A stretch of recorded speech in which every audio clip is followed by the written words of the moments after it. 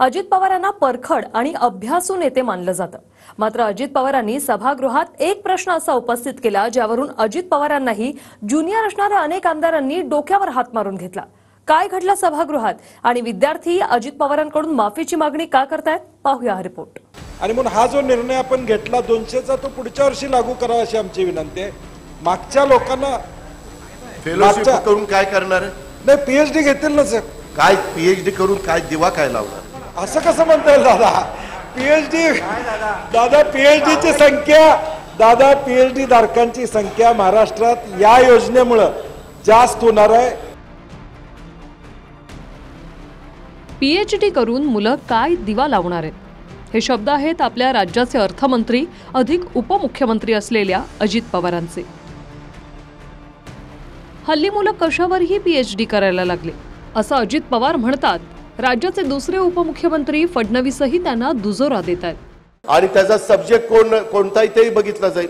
आता तर अलीकडे कोणतेही सब्जेक्ट घेतात आणि पीएचडी करायला निघाले। नेत्यांवरच पीएचडी आता नेत्यांवर चालली। राज्याच्या अर्थमंत्र्यांकडून असा प्रश्न आल्यानं सतीश पाटलांनाच यावर काय उत्तर द्यावं असा प्रश्न पडला।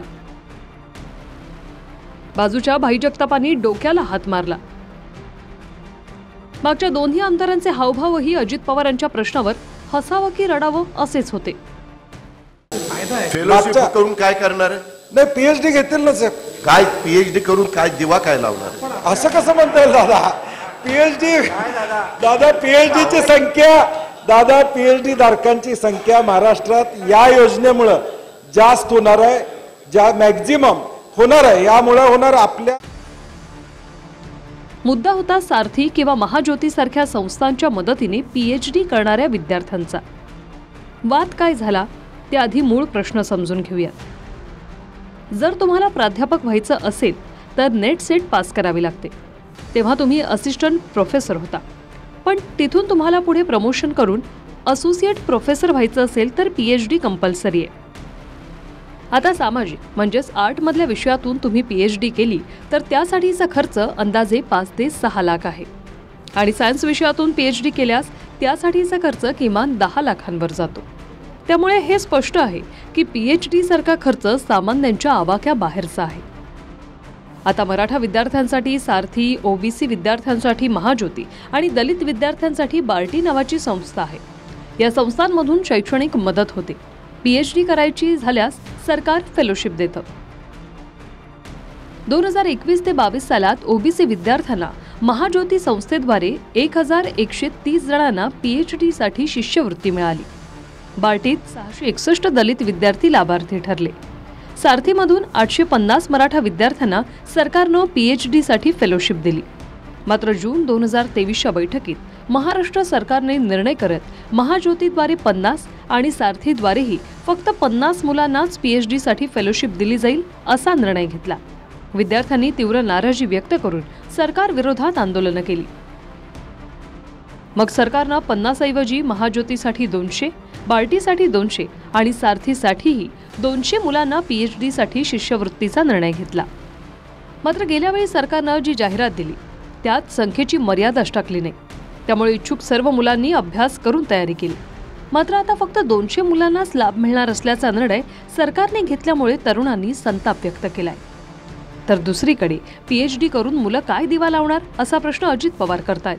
त्याच्या आधी जो 1329 मुलांनी अर्ज केले फेलोशिपसाठी, ते आशेवर होते की फेलोशिप त्या ठिकाणी मिळणार आहे।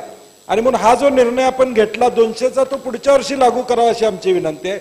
मागच्या लोकांना फेलोशिप करून काय करणार? नाही, पीएचडी घेतील ना सर। काय पीएचडी करून काय दिवा काय लावणार? असं कसं म्हणता येईल दादा?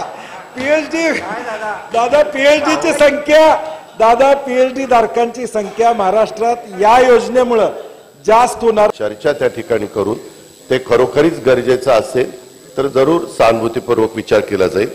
जे अकलेचे तारे तोडलेले आहेत त्याचा आम्ही सर्व विद्यार्थी धिक्कार करत आहोत। आपण खरं तर संशोधनाला प्राधान्य द्यायला हवं होतं, पण आपण संशोधनाला प्राधान्य न देता आपण यामध्ये आडकाठी आणण्याचं काम करत आहात।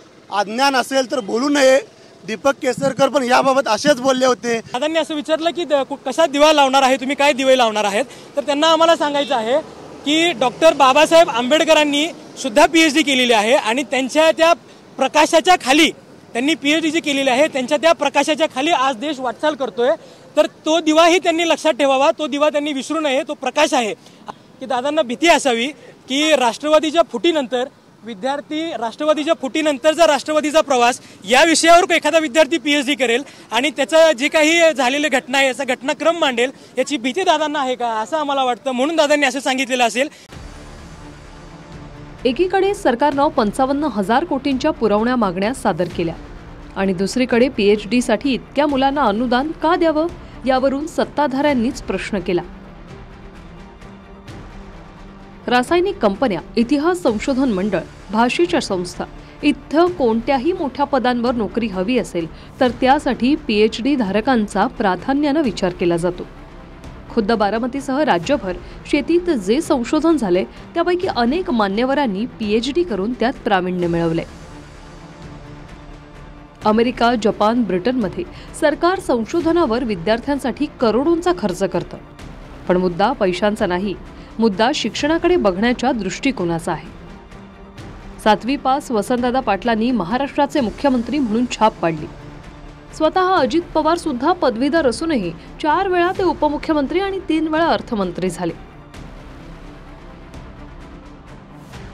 शिक्षक मुलांना आणि संशोधक समाजाला दिशा दाखवणारा वर्ग आहे. जेव्हा पदवीधर निवडणुकांचा निकाल लागला होता तेव्हा विरोधी बाकांवर असलेल्या अजित पवारांचंही मत काहीसं असंच होतं. बाळाराम पाटलांना उमेदवारी दिली आणि त्यांना ऐन वेळेस लाच क्षणाला तिथेही भाजपला सत्ताधारी पक्षाला स्वतःचा माणूस घेता आला नाही, दुसराच उचलला आणि तिथं आणून ठेवला. त्यांनाच जर यांनी तिकीट दिलं असतं आम्ही तर मग 5च्या 5 जागा गेल्या असत्या. काय मोठं सांगताय, असं झालं तसं झालं, हे केलं ते केलं. जर खरोखरी 6-8 महिन्यात दिवा लावला असता तर पदवीधरांनी शिक्षकांनी निवडून दिलं असतं तुम्हाला. इथं नाकारलंय तुम्हाला. त्याच्या आधी जवळजवळ 1329 मुलांनी अर्ज केले फेलोशिपसाठी. फेलोशिप करून काय करणार? नाही, PhD घेतील ना सर. काय PhD करून काय दिवा काय लावणार? असं कसं म्हणता येईल दादा? PhDची संख्या आता तर अलीकडे कोणतेही सब्जेक्ट घेतात आणि PhD करायला निघाले. नेत्यांवरच PhD आता नेत्यांवर चालली. भूषण पाटीलसह योगेश बोरसे, TV9 मराठी, पुणे.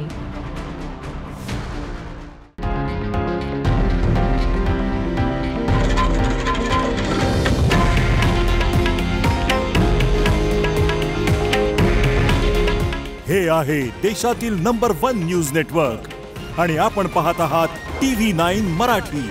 काळजी तुमची, हित महाराष्ट्राचं.